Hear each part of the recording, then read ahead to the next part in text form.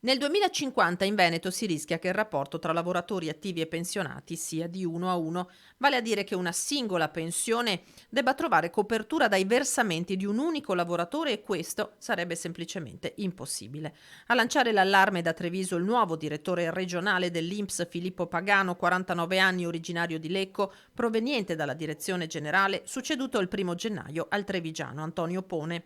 Il sistema non può reggere di fronte a un rapporto una persona attiva e un pensionato. Le politiche che si stanno mettendo in campo a livello generale sono politiche che vanno per modificare questa tendenza e per invertirla. Quindi i territori, laddove anche dal loro punto di vista, attraverso iniziative locali, possono favorire questa inversione di tendenza e contribuire anche con delle proposte, con delle iniziative, credo che sia assolutamente doveroso essere parte di queste iniziative. Denatalità, flussi migratori e attrattività occupazionale del territorio sono dunque temi non più rinviabili, anche se il Veneto rimane al momento tra le regioni la prima in termini di versamenti alle casse dell'Istituto di Previdenza. E quindi per me, che arrivo dalla direzione centrale entrate, ero vicario della direzione, è una sfida doppia: da un lato mantenere vivo quello sguardo sul tessuto produttivo e dall'altro lato ovviamente c'è il tema delle prestazioni previdenziali che sono strettamente collegate, quindi credo che sia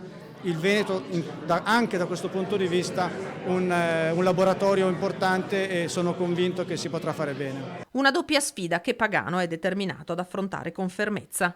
Una realtà assolutamente propositiva, aperta e di disponibilità al dialogo e sarà anche l'occasione per poter portare a Roma in direzione generale le rappresentazioni o comunque gli elementi che dovessero emergere dal territorio, quindi sarò sicuramente parte attiva in questa attività.